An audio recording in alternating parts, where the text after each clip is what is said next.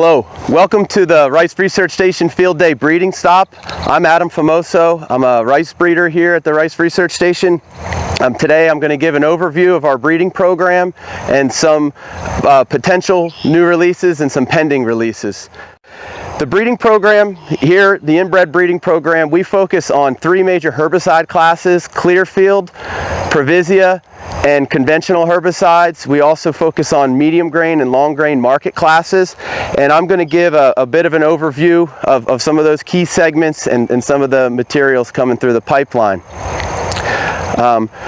First, our breeding program, we utilize the station here, off-station nurseries in Puerto Rico, winter nurseries, as well as on-trial yield test at cooperators throughout the state.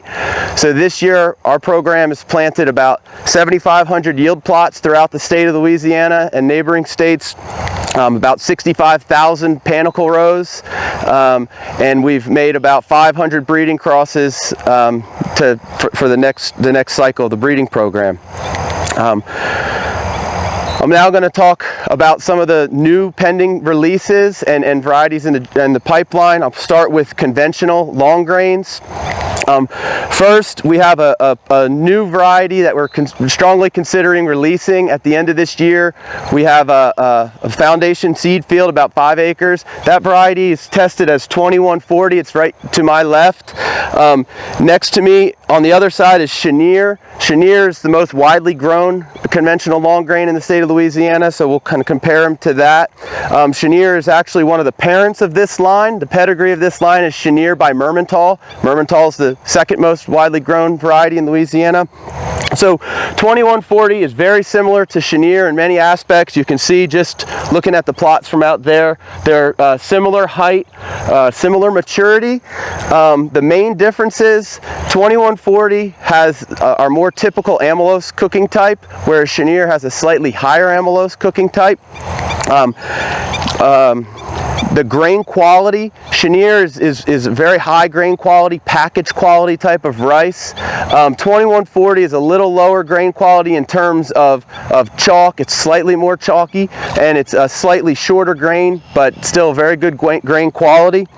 The thing we're most excited about this line in terms of the release is the yield potential. This line has consistently out-yielded Chenier over the last, I guess, 4 years in trials, anywhere from 5 to 10% yield advantage on a given year. We would very likely release this line at the end of this year, which would be available commercially for 2022. Right behind 2140 is another experimental conventional line. This line, 2207, has been tested in multi-location yield trials now for 3 years. It also is similar to Chenier in many of the agronomic characteristics. However, this line has very, very similar grain quality Chenier, so very good grain quality, similar grain length and chalk. It also has the intermediate amylose cook type like the 2140. But one of the big advantages of this line is the disease package. It contains the PETA blast resistance gene. We see very good blast resistance in this line. It also has shown good resistance to bacterial panicle blight in Dr. Gross disease nursery.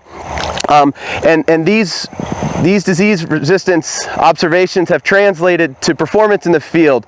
Some of our all-station locations are very, very strong disease pressures, and this line has maintained its yield very well compared to the other lines in that location. This line is still in its second year of widespread testing. In the last 2 years of multi-location testing, it's been on par with 2140 in that 5 to 10% yield advantage over Chenier. So we will see how this line performs this year. We have it throughout the state and neighboring states, but this is another very promising conventional line to potentially follow up the 2140. Okay, the next line I will talk about is a medium grain conventional line, tested as 2227. This is a line that was developed between a cross of Jupiter and Neptune. It has performed very well in our trials the last 3 years. Last year it was really on par, just kind of on average to yield of Titan and Jupiter, which are the two most widely grown medium grains in the South. In 2018 though, this line showed significant yield advantage over Jupiter, so we're still continuing testing. We'll see how it does this year. About anywhere from 8 to 10% yield advantage on average in 2018. So we're hopeful we'll see that yield advantage again here in 2019. As you see, we're standing 2227 here. Here is Titan and Jupiter. You can see this line is a couple inches shorter than Titan. It's in between maturity, so Titan is the earliest medium grain variety, so it's a little later than Titan, but it's a couple days, three days or so earlier than Jupiter. Grain quality wise, very similar. Improved chalk, lower chalk than Jupiter, but similar on the milling. And then the other thing with this line is disease resistance. We've seen it to be similar disease resistance to Jupiter in our disease nursery, but this line does contain the PIZ blast resistance gene, which Jupiter does not. So in some years we might expect to see improved blast resistance from 2227. So this is the third year of multi-location testing for this line. We'll have a much better idea of the future of this line after this year's testing. Okay, so the next variety I'm going to talk about is a Clearfield long grain. This is a variety that's going to be released through Horizon Ag. It's called CLL17. It's currently in seed production. We had a foundation field last year of this line, and now it's in seed production throughout the South. This line is a cross between CL131 and Trenas. It's shown very good yield. It was first tested in multi-location test in 2016. It contains the blast resistance gene PETA, so we see very good blast resistance on this line. Sheath blight, quite similar to what we see with CL153 and CL111, so certainly in that susceptible range for sheath blight. But the main advantage of this line again is the yield. Compared to CL153, which is our most widely grown Clearfield long grain in Louisiana, this line pretty consistently has shown anywhere 5 to 8% yield advantage across the years. Grain quality wise, it's a slightly shorter grain than CL153 and a slightly more chalky grain, but not to any real concern, but it's probably not going to be a package quality right off the bat like CL153 based on the data we have so far. Mills well. Maturity wise, it's in between 153 and CL111, CL111 being the earliest variety out there. So this line should be available commercially through Horizon Ag next year in 2021. Behind that line, we have another one coming that looks very, very promising, tested as 2026. This line is again a Clearfield long grain line, shows very good grain quality, right on par with CL153, very good milling. Contains the PETA blast resistance gene, and maturity again is right in between CL153 and CL111. This line is now in its third year of multi-location testing. It was our top yielder in our trials last year, so looking very, very promising. Did very well in the URN trials, which is the cooperative yield testing we do with the other universities throughout the South. As you can see, agronomically, height, heading wise, it's very similar to CL153. So again, we will see how this line does this year, and it's another one we potentially might begin purifying and increasing this winter in Puerto Rico if it continues to perform like it has the last few years. Okay, now we're at a foundation field, a 20-acre foundation field of PVLO2. This is the most recent Previsia variety released by the Rice Station. This is a field that Rick Zonbreaker, foundation seed manager, planted at a rate of about 8 pounds per acre. We have a 20-acre field here. PVLO2 was available this year in 2020 on a limited seed. In 2021, there'll be quite a bit more seed available. PVLO2 offers some big advantages over PVLO1, primarily in yield. In our trials over the last 3 to 4 years, this line has consistently out-yielded PVLO1. I think on average over the 4 years, it's upwards of 15%. So definitely improved yield over PVLO1. We also see improved tolerance to the Previsia herbicide, much less issues of the yellow flash and being dinged up on when the applications of the herbicide are doubled up. We also find this variety is quite a bit earlier than PVLO1, anywhere from 7 to 10 days earlier than 01. It's typically 2 to 3 inches taller. So there's a lot of benefits of this variety. The last being the milling. PVLO1 has a very, very long, slender grain, very nice grain, but likely as a result of that, it doesn't always mill so well, whereas PVLO2 is a much better yielder.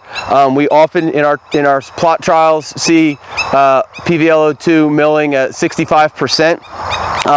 Part of the reason for that is likely PVLO2 is on the other end of the spectrum of 01. It's a really shorter grain for a long grain, so it's still a long grain variety, cooks like a long grain variety, a southern U.S. long grain, but the grain length here is closer to about 6.5 millimeters, whereas PVLO1 is extremely long at about 7.3. Our standard southern U.S. varieties are often in the range of 6.9 or so. So the grain length of this is definitely on the shorter side, good on the chalk, low chalk compared to the other varieties on the market. So all around, this variety I think is going to take over some of the acres of PVLO1, mainly for the yield and the milling it offers. Okay, now we're in a field of a potential PVLO3 candidate line. We have 4 sister lines from the same population. The population is PVLO1 crossed by Catahoula. These 4 lines have done very, very well in the last 2 years of testing. We amplified and purified them in Puerto Rico this past winter, and we have a small 1 acre increase of 4 lines in this field. This field behind me was planted at 5 pounds per acre, so a very low seeding rate. And we're testing these in parallel. We have tests throughout Louisiana and neighboring states through collaborators. At the end of this year, we'll likely make a final decision on whether we're going to go forward with any of these lines and also which one.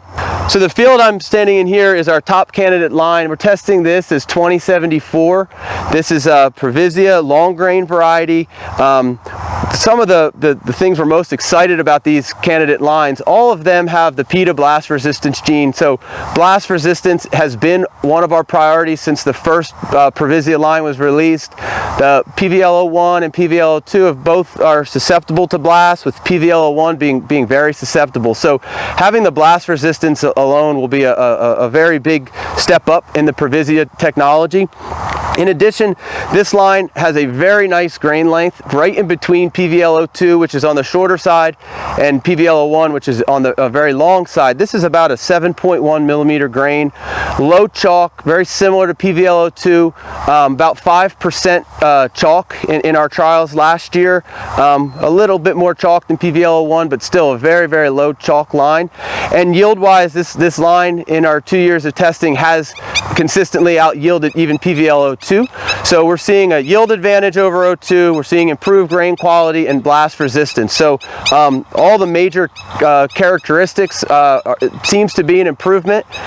Our biggest hesitation at this point with these lines is that we've only had 2 years of testing, so this will be our 3rd year of testing, and hopefully after this year of testing we'll have enough confidence in the yield of this line to move forward. So with that, I'm going to wrap up this stop at the breeding station on our field day. I'd like to just take a minute to express my thanks to the Rice Research Board and the checkoff dollars. Everything we do depends so much on that support from the board and from the growers, and we really appreciate that, and we really do our best to make sure we put those resources to the best use for the industry. And last, I'd like to thank the folks who work in the breeding program. This has been a challenging year, as you can imagine. A lot of the things with the coronavirus really blew up in the middle of our planting, and we were still on a skeleton crew, able to work alternate schedules and get everything in the ground. Just extreme dedication from the staff, and I'm just can't express my appreciation to them enough. So in the breeding program, we have Miss Karen Beerb, Miss Valerie Dartez, Gavin Guidry, Brady Williams, Joseph John. And then in the marker lab, which is a very key integral component to our process, we have Dr. Patricia Jira and Jennifer Dartez. And then last, graduate students. We have 2 graduate students, Raul and Tomaso, who contribute in all aspects of the breeding program, as well as leading their own projects.